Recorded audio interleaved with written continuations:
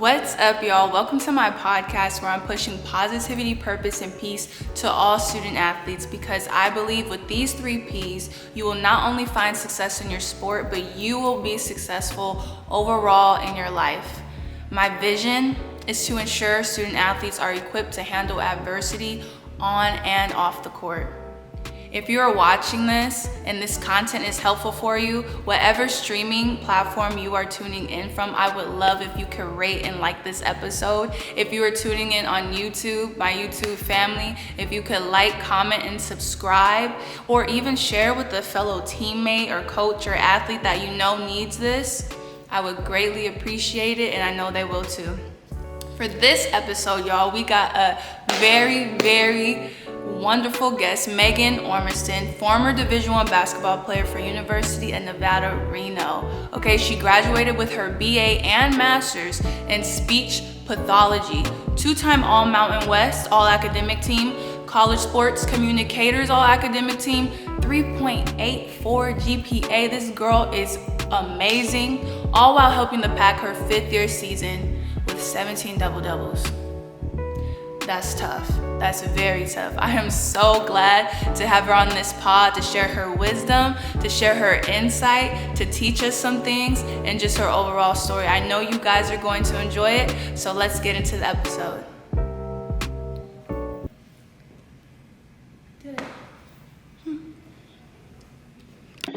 What's up, y'all? Welcome to the pod. We have Megan Ormiston. I am so incredibly grateful that she's on here.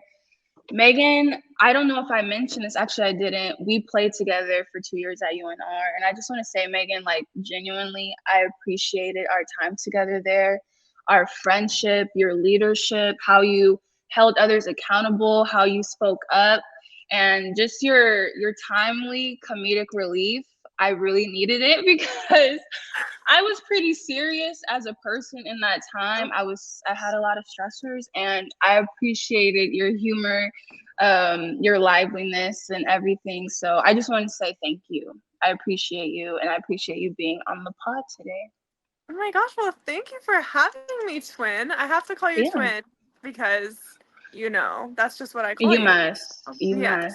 Should we tell them why we call each other twin? I mean, besides the obvious that we look exactly the same. Right. But the backstory. Well, yeah, we just are the same. We're the same 2 girls. And we look identical, so I feel like it's only fair that you're my twin. Exactly. Oh my gosh. Yeah, when I first met you, I remember when we hung out at the park. Right. We were just finishing each other's sentences and saying the same thing. We were like, we had the same hair, the hairstyle. Yes, we had the same hair. Yeah, that was crazy. Yeah. Shout out to SoCal Sherry, my bestie. Yes, bestie. When you watch this, just know that I see you. Our talks in Utah, always legendary. Right. Yes. Really getting you through. Right. Exactly, really getting me through. And you know what else I appreciate? What, girl? Your Dirk Nowitzki turnaround jumper. Hey. That's a Nevada special. Look, when you couldn't find nobody to pass it to, you was like, I got it. Hey, I'm just gonna do a quick turnaround. If you want it, you have it. Exactly. When did you add that to your bag? When I transferred 2020 twin, they told me, instead of just shooting a hook shot, we could go ahead and shoot a turnaround jump shot.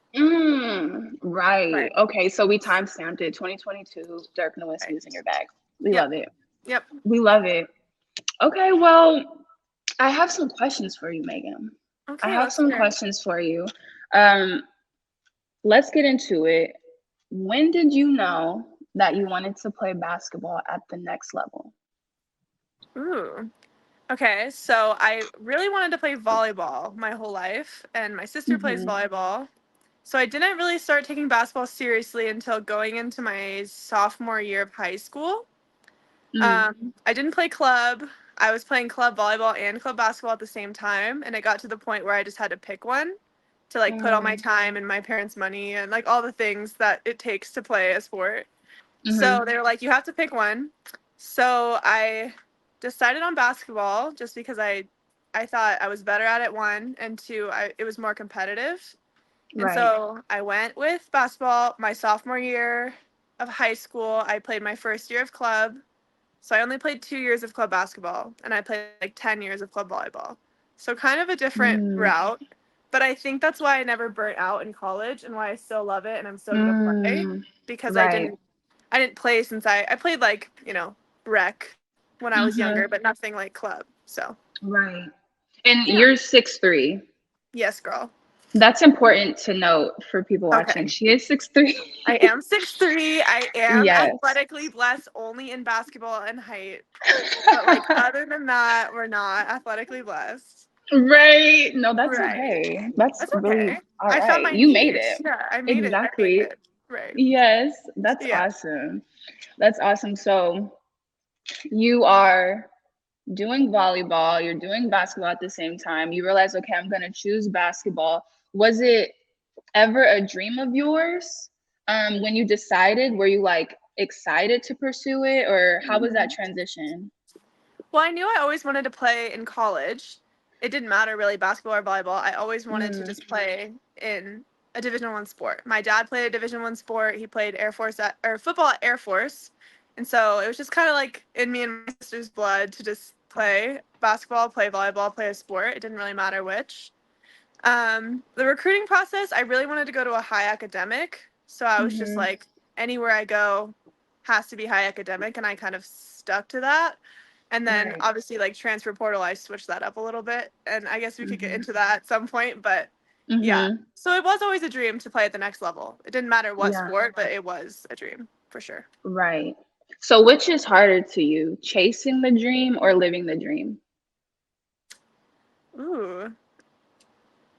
I think they're both hard in their own ways. Mm-hmm. But I think we've talked about it a lot before. Like once you're in the dream, you're chasing a dream. And it's something that you come up with in your mind. Like the dream you're chasing is, say, Division 1 sports, but you don't know what that is or what that looks like. Mm-hmm. And then I think once you're living the dream, your perception of what your dream was changes a little bit, which I think is harder because you know it, Mm-hmm. you like the dream is a reality now, and like it's not the same as the one you conjured up in your brain. Right. 1,010%. No, I love that you said that. Because as you mentioned off camera, we talked about that a lot. And for me, I think that was one of the hardest things as well, is letting go of what you thought it was going to be and accepting your role now, accepting your school now, accepting your team now, and making the best of whatever you're presented. Because college sports is like a box of chocolates. You Right. never know You never know what what you're you're gonna gonna get. get. Right. Seriously. So No, I for real. totally agree with you. So I actually have, now that I'm looking at it, I have some pretty deep questions for you, but I know you can handle it. That's why I got it for you. Okay, girl. I know you're ready. Like this Okay, is, yeah, hit me you're with in your them. bag. Right, right, right, right. I'm locked in. You're locked in. Right. So I'm gonna give you some time to think about this question too, so don't feel forced. Okay, girl. I want you to think about freshman year Megan. Okay. Super fun and fresh, going to Santa Barbara, Hmm. chasing the dream, have the dream. And then I want you to think about Megan as a senior, your last year at Nevada. How have you grown and what lessons have you learned in your career? Yeah, twin. That's a deep one. I also think it's funny because you didn't know me my freshman year. I Like didn't. we didn't play together the whole time. Mm-hmm. Okay. Freshman year Megan, you wouldn't even recognize her. She was a shy little girl who like wasn't comfortable in like big groups of people. People would put me on the spot because they thought it was funny. Like Mm, I wasn't who I am now, which you know, mm, I'm very outspoken. I'm kind of usually yeah. the loudest in the room. Like I'm fairly confident in myself. So I think basketball taught me a lot of that. Mm, Especially like I was so young. I was 17 when I started college sports, so my mom had to sign like waivers for me to play. You know what I right. mean? So Mm-hmm. it's just I definitely grew up, I would say. Like I completely grew up as a person. I found my passion for my career in that time. I kind of found like a purpose, I would say. Freshman year me, I was just vibing. I was happy to be on the beach. I was happy to be playing basketball. I was just like happy to be there. And then I think I became like more grateful my senior year. Do you know what I mean? It wasn't like I wasn't content. Like I was just happy to be there, content to be there at UCSB. And I think my transfer to Nevada, I knew like I wanted to work hard and be grateful for my time. Do you know what I mean? Yeah. Yeah. Yeah, for sure. But I will say, like, you learn a lot of lessons. And I think your sophomore year playing college sports is the biggest lesson to be learned because it goes from like, oh, this is because I'm a freshman. You know, like any trials, any problems you face your freshman year, well, it's because I'm a freshman. Right. And then when a problem arises your sophomore year, you don't have that excuse anymore. You can't be like, well, it's because I'm a freshman. So you kind of learn a lot. And that's when you kind of learn, I think, that the dream isn't what you had conjured up in your head.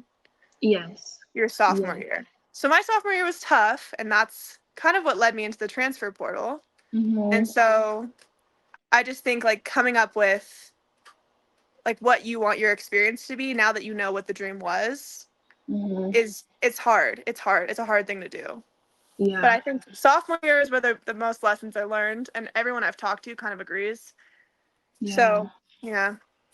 Yeah. No, you're absolutely right. For you, what was harder? We're talking about your sophomore year right now, so we could keep it on that. Okay. Or you could talk about your overall experience. What is harder, the mental or the physical adjustment from Mental. high school to college? Mental? 100% mental, yeah. You go from like being a kid at your parents' house or wherever you live to being away from your parents, one, but then you think you're going to have all this freedom and your life is you're right. Like your life is very much, I don't think people know that about college sports. Like from start to finish, 7 a.m. to 7 p.m., your day is planned for you. Like you don't have the freedom that you would expect in college. And like physically, yes, it's hard. It's one of the hardest things people will probably ever do in their lives. Like it is very difficult. Your body is pushed to a physical breaking point pretty much every day. But mentally, like you can prepare for physical. Mentally, you don't know what you're preparing for, so you can't really prepare for it. And I think even I was on a Division I team and played in a game for 5 years. I don't think I ever like was mentally prepared for what each year brought. Because one, it's never the same. It's never the same group of people. It's never the same problems. You always are facing something different. So I think, yeah, definitely mental. And I don't think you could ever fully be prepared for mental. Yeah. And I think the only thing that can help you be prepared for mental is like good friends, good people. Like and like your coping mechanisms, whether that be like God, whether that be like reading books or, you know, self-care, whatever that is. That's like how you get through mental, I think. Yeah. No, you're absolutely right. And that was actually what I was going to ask you next is you've done a lot in your career academically and athletically. And it's like, how did you personally manage those times when you may have felt overwhelmed or you may have felt stressed? Like, what did you glean on in those moments? For me, it was my family a lot. Like, I think that was a big one, especially when I was hurt. Like, that was a huge thing. I just leaned on them for everything. And then my whole experience, I talk to my parents every day, my sister every day. Yeah. So being close, like having a support system, I made like my best friends in the world. Like, you know, I still talk to everybody that are like my friends from UCSB and Nevada. And then I think like having a bigger purpose than basketball or whatever sport you play. Like I knew that I wanted to do speech pathology since I transferred. And I think having like an end goal that isn't basketball in mind got me through basketball because that wasn't my whole, like if basketball went wrong, I still had something else, something I cared more about actually. So I think that was pretty big. And like basketball isn't everything. And I knew basketball was going to end one day. And like it hasn't ended for me yet at all. But like if it ends tomorrow, I have a whole career that I love. I'm excited for, I'm passionate about. So I have something that still keeps me going. Yes. That's so good. And I've been seeing more content about that, just having your identity not be in your sport solely. And even at Nevada, when we worked with how do you say, like, our athletic And that therapist, you're not just a number, you're a person. right, when he illustrated, what did he do? He drew like a line, and then he said your number, like for me, number 40. 25, you Yep. number 40, and then Nia as a Megan and person. Nia. Yep. Yep. And I love that, because I don't think people realize how hard it is to actually separate it sometimes. Like, you've worked your whole life to get to this point. And then when you get there, whether you're doing well or whether you're doing not as you expected, you can easily get consumed. Like you said, your whole life is surrounded by it. And that is one of the things that I did admire about you. I also admire that about my sister, Aaliyah. By the way, she's hooping right now. But is. I'm she sure her. is, girl. She's She's sure putting on for is. number 25. Yes, she sure is.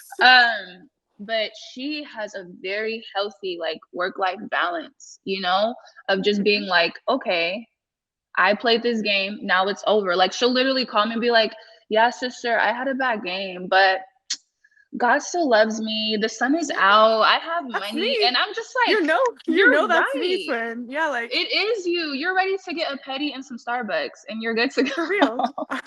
Like, it's sad. But, it's sad in the moment. Like, when losing a game, like, could eat you up for days. And I've seen people it does. It eats them up for days. I don't live my life like that, and I know that's not how everyone has to live their life. But, like, I'm upset, and I dwell on what I did wrong. But at the end of the day, like, dwelling on it's not going to change the results. Correct. Yeah. And there's some fruit to living like that, right? Like, we can't obviously tell someone how long to be mad or sad, but I know for me, I dwelled on things way too long, and it can pour over into your next day, whether it's practice, whether it's the game. So at some point, whether you are a high schooler, a college athlete, a professional athlete, you have to let it go. You can use the frustration to motivate you to do better, to make a game plan.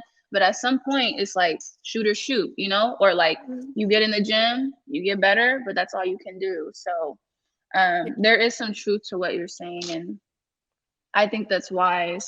You did touch on your career, and I want to talk about that as well. Okay. You majored in speech path. Yes, girl. I was doing my research on you, and you said your passion is to work with children, stroke, and traumatic brain injury patients. Yeah, girl. Which I think is so dope. And I wanted to ask you, at what point did that passion for this field come? Like, what made you want to serve in this way?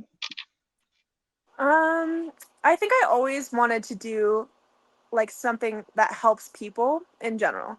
Like, I think that's just kind of my personality. Like, I just want to help. Like, I over help everybody. I just, whatever. Like, I just am a very helpful gal. Like, I want to just help anyone any way I can. And so I've always wanted to do, like, physical therapy or occupational therapy. And then I had to get physical therapy, and it's horrible for me. I didn't care for it, but so I kind of crossed that off my list. And then one of my elementary school and middle school friends got into a drunk driving car accident, and he had a really severe traumatic brain injury. And that happened my freshman year of college, I want to say. And we were close all the way through elementary school. We went to, like, a private school of just 50 of us all the way through. And so he got in a drunk driving accident, and he severe TBI, couldn't talk. They thought he was going to die, like, right away. And then he had a speech path that kind of, like, gave his family closure. Like, he went from not talking to be able to say, I love you, to be able to say, like, go to church and say a prayer and say goodbye to his mom, say goodbye to his dad, say goodbye to his sister. Like, so he was alive for 2 years, and he got a lot of language, and he got I think everybody got a lot of closure. And then when he passed, it was really, really sad. And, like, we all, miss him, love him. But I think that kind of just, like, sparked something in me. Like, I can give that to somebody else. Do you know what I mean? And so, and then on a lighter mood, like, I like the therapy aspect of everything, but, like, I'm a chatter myself. So if I could just chat to other people and help other people chat, like, I would love to do that. And I am doing that. So, right. Oh my goodness. That's amazing. And you did it while playing basketball. I mean, that is such a blessing because, as you know, and I know myself from my own experiences from other athletes, sometimes you can't always do what you want academically because your sport consumes so much of your time. And I think it's awesome that you had the opportunity, but that you took it. Like you didn't back down from the challenge. How was it managing your classes in basketball? I would say it's the hardest thing I've ever done. But to your point, like a lot of people don't pursue what they want to do because they want to go to a specific school for a sport. And I did that. I went to UCSB. It's a great school. When I went there, it was top 5, but I didn't have a major in mind to get me anywhere I wanted to go. Mm-hmm. And it's kind of like my sister's dealing with the same thing. She goes to an Ivy League. She loves an Ivy League, but she wants to be a pilot. So it's kind of like picking a school, and not everybody knows when they're 17 or 14 when they commit. For sure. But I would say, like, if you go into a school and you want to do nursing, I would never back down from you're doing nursing. Because I think, like, hundreds of schools told me, you can't do this, you can't do that. That's not true. You can. You just have to put in the work to do it, and you have to communicate with your coaches and your teachers in order to make that happen. Right. Like, I'm getting my master's degree from the School of Medicine, and I played a Division I sport the first year of that grad school. And, like, everyone told me that can't be done, but I did it, and I did it well. So I feel like you just have to have the drive, like I said, like, the passion to do something other than basketball, and that's the only way you can do it. And then, like, time management and all that kind of stuff, but that's kind of a given, I think. Right.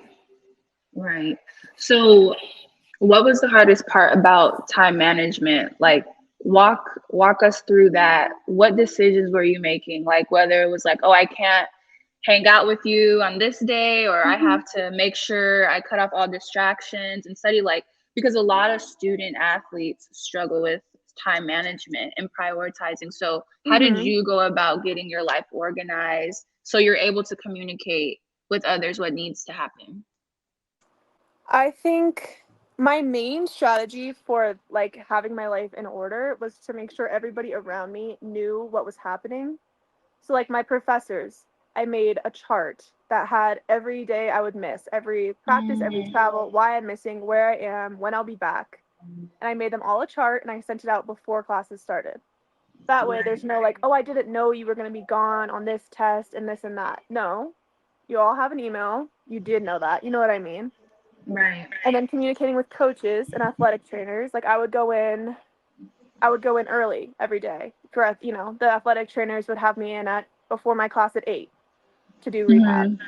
Or I would go make up shots and practice and conditioning in the morning, like before everybody else. So I think having your own stuff organized before communicating to everybody else is important, because if you don't know what your daily life is looking like and when you have to fit things in, then, like, no, how can anybody else be expected to accommodate you? So I think that's a big thing. What else did I even do? Cutting people out. I didn't really do that because, like we kind of talked about, like, I'm a work-life balance type of girly, and that applies to both things. I did a lot of homework on the road. I do a lot of homework in classes, and then studying wise, like, I did a lot on the road. I did a lot on the planes. I'd go sit in the hotel lobby and study there. Like, the first year of grad school was tough, but, you know, you have breaks when you're at the hotel, when you're laying around or, you know, gonna take a nap. I just didn't do that. So. Wow. So you were a coffee drinker.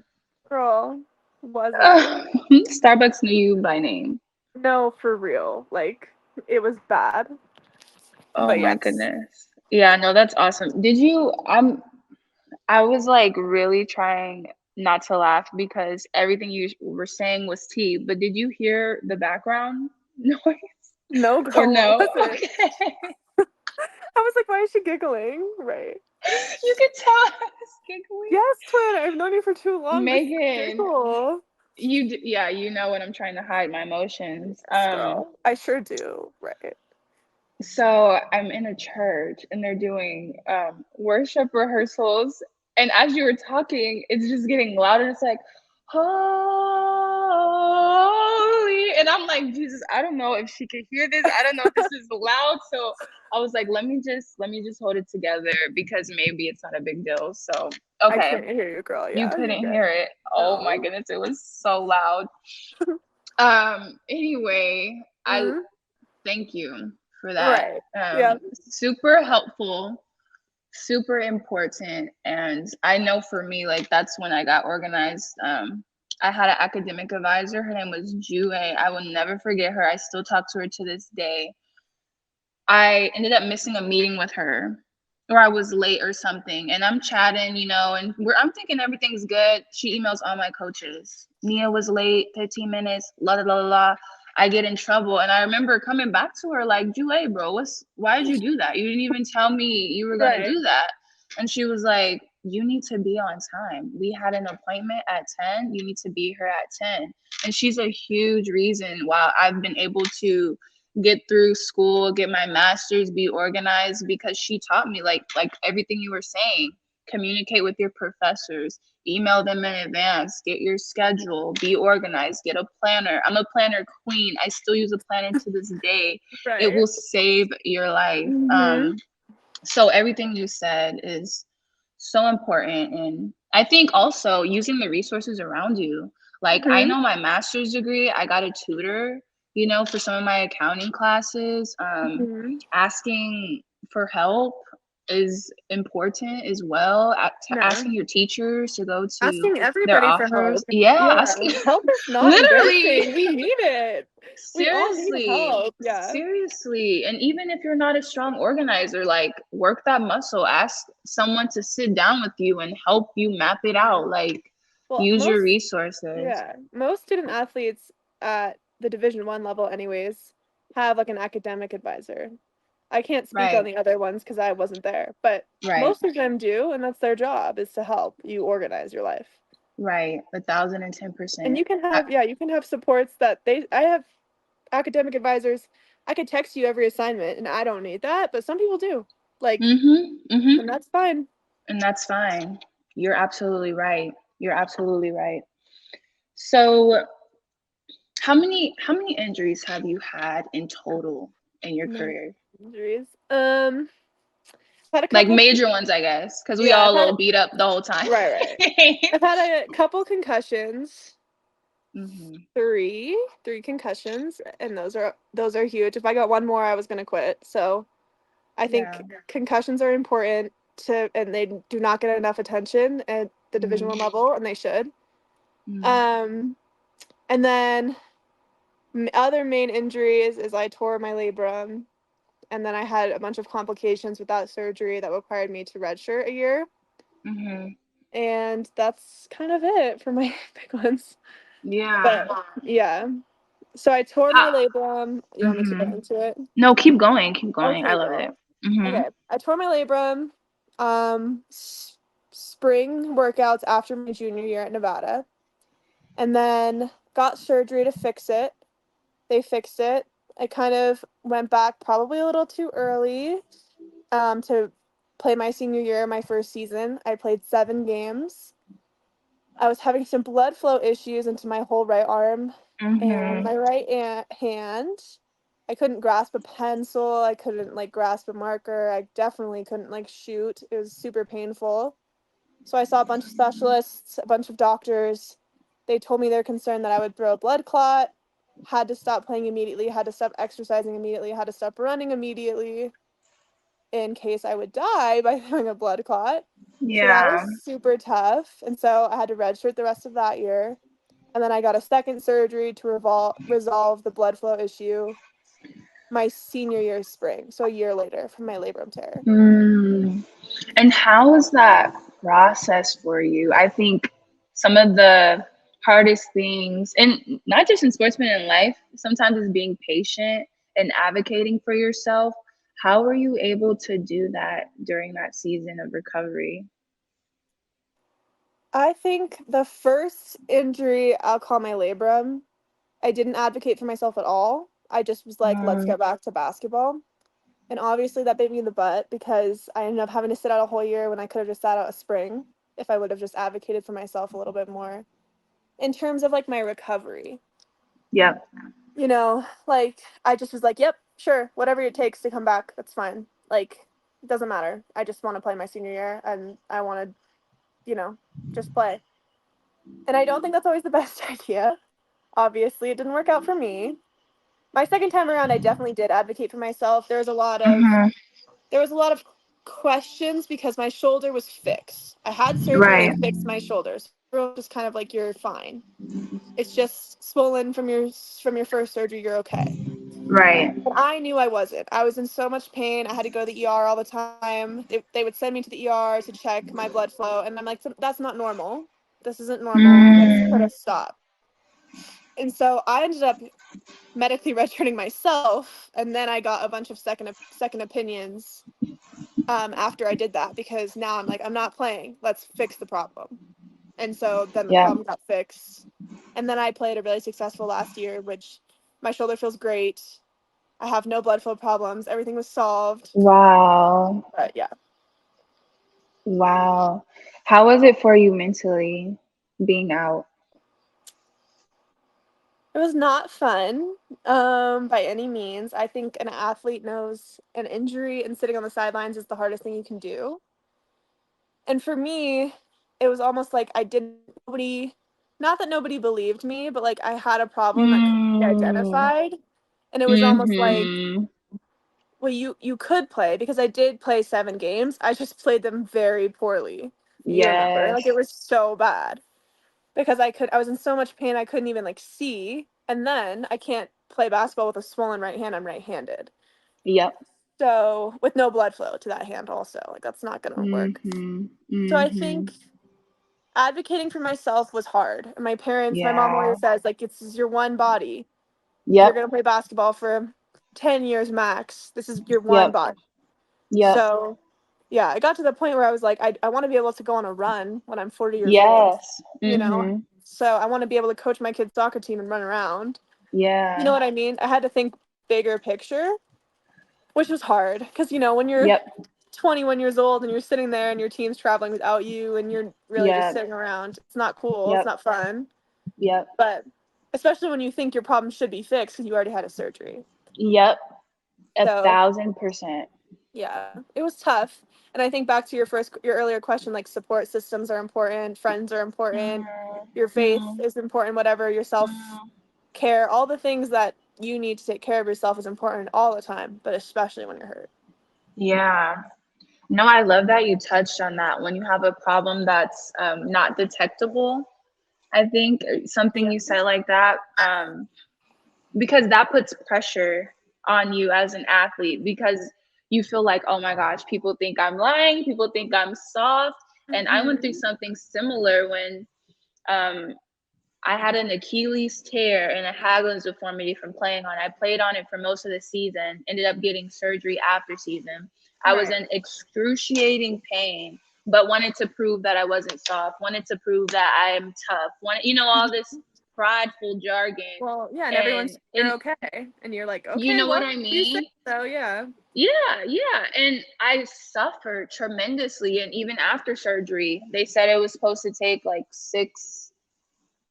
8 to 12 months, I think. Mine took longer. Like Mm-hmm. I redshirted, it took longer than the time allotted. And it wasn't supposed to be broken. Like, it was supposed to be fixed, right? Like surgically it was fixed. But sometimes you don't heal in the time frame they give you. And I say that whole story to say is it's so important as an athlete to just stand on what you feel. Mm-hmm. Because if you're lying, you're Then gonna you're get bit in lying. the butt anyway. Like Well, if yeah, you're like, lying, like that's gonna show.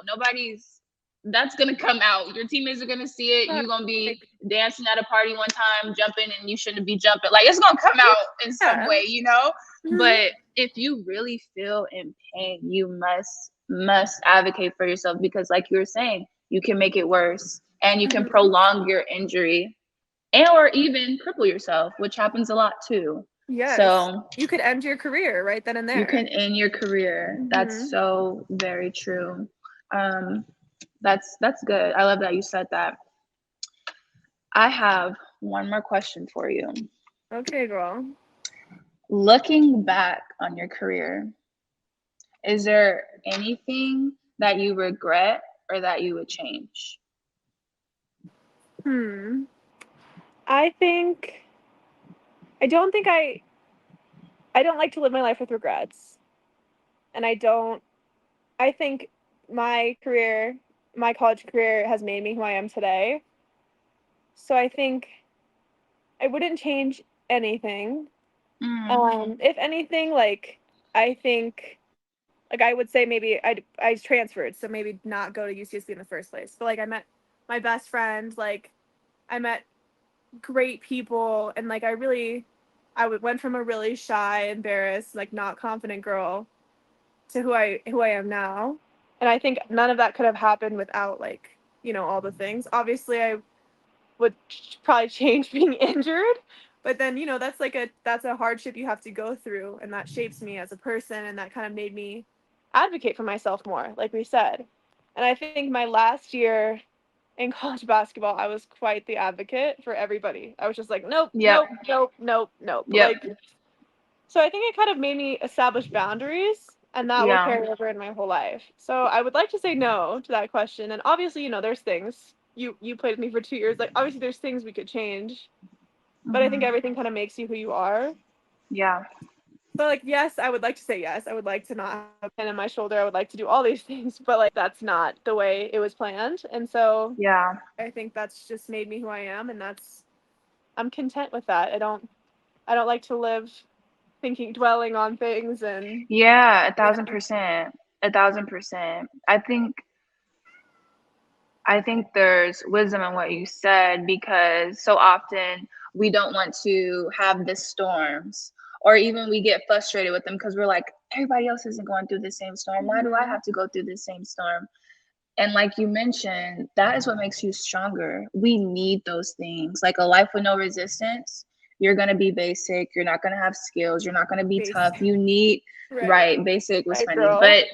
But honestly, you do need those trials, and you learn about yourself, and you grow as a leader, and you step up to the plate, or maybe you don't. But either way, it does shape who you are. And if you do step up to the plate, it can shape who you are for the better. So, and I think it has in most cases for you. So that's awesome. Oh, thanks, girl. Yeah. Not the bang gang. Hey. Yes. Well, is there anything else that you would like to say to student athletes watching? What would I like to say? I think the only thing I would like to say is, in the recruitment process, make a decision for yourself and not for anybody else. Make a decision for your future and not just your basketball or your football or your volleyball or whatever sport you play. Like, make it for a person who doesn't play a sport and for a person who won't play a sport. That's what I think. That's good. That's good. Thanks. Well, thank you so much, Meg. This was so awesome. I appreciate you. And until next time, y'all. Thanks for having me, twin. Of course. Bye. Bye.